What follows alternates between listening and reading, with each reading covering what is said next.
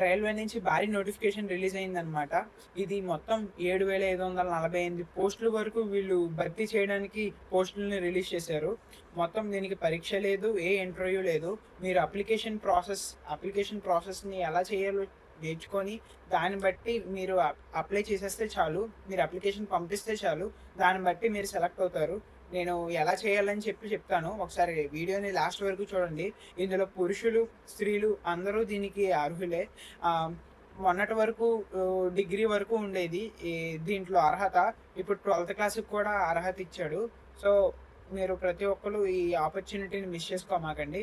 దీని డీటెయిల్స్ అన్నీ పూర్తి ఒకసారి ఇక్కడ చూసుకోండి. నార్త్ ఈస్ట్ ఫ్రంటియర్ రైల్వే నుంచి మనకి నోటిఫికేషన్ రిలీజ్ అయింది.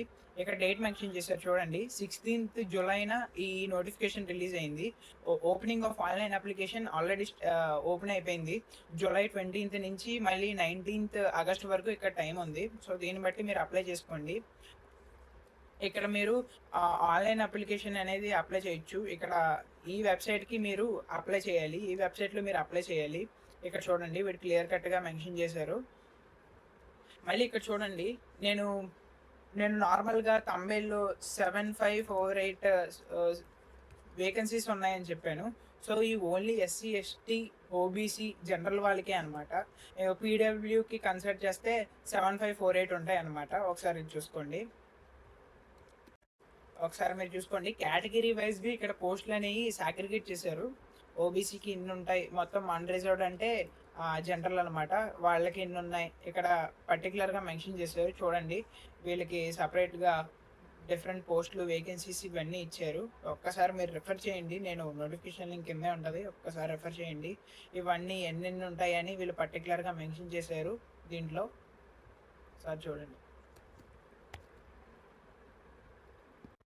ఇక్కడ చూసుకోండి ఒకసారి వరుసగా పోస్టులు ఉన్నాయి. మీకు అప్రెంటిస్షిప్ ట్రైనింగ్ మీద, ఇంకా వర్క్షాప్స్ మీద ఈ పోస్టులు అన్నీ ఇస్తారనమాట. ఒకసారి ఇక్కడ ఇవన్నీ మీరు చూసుకోండి. నేను ఈ నోటిఫికేషన్ లింక్ కింద పెడతాను, ఒకసారి వెళ్ళి చెక్ చేయండి క్లారిటీగా. ఒకసారి ఇవన్నీ చూసుకోండి. సో ఇవి వాటి బేసిస్ మీద ఇక్కడ ఇవి అన్నీ ఉన్నాయన్నమాట. సో ఇది ఒక్కసారి మీరు చూడండి.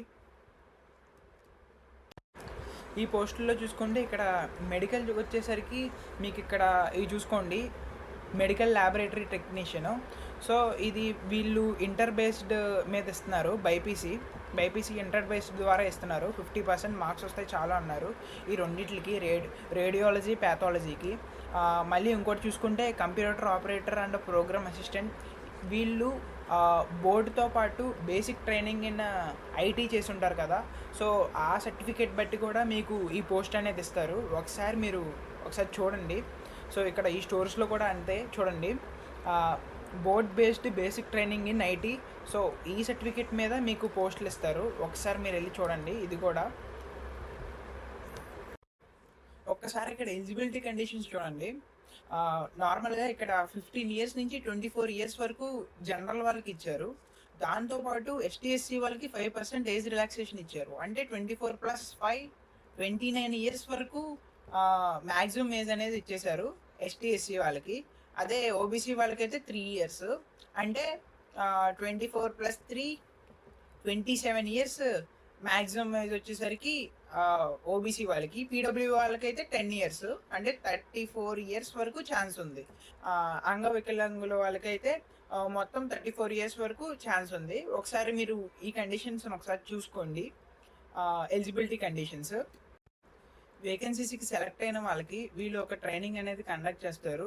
వీళ్ళు మంత్లీ 9600 మంత్లీ వీళ్ళు స్టైఫండ్గా ఇస్తారు. ఈ ట్రైనింగ్ అయిపోగానే వీళ్ళు CCAA అనే సర్టిఫికేట్ ఇస్తారు. దీనివల్ల మీకు జాబ్స్లో సెలెక్ట్ అవ్వడానికి ఛాన్సెస్ ఎక్కువ ఉంటాయి అన్నమాట. 20% వేకెన్సీస్ అనేవి వీళ్ళతోనే ఫిల్ చేస్తారు. సో ఈ 20% వల్ల మీకు ఎటువంటి ఎక్స్టర్నల్గా దేంతోనూ కన్సిడర్ చేయరు, ఎక్స్టర్నల్ క్రైటీరియాస్.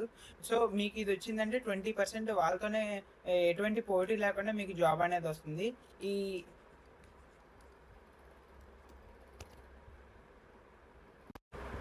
ఎవరైతే గ్రూప్ డీకి ప్రిపేర్ అవుతున్నారో ఇది మొదటి మెట్ అన్నమాట. వాళ్ళు మాత్రం ఈ అవకాశాన్ని వదులుకోమాకండి, అప్లై చేయండి.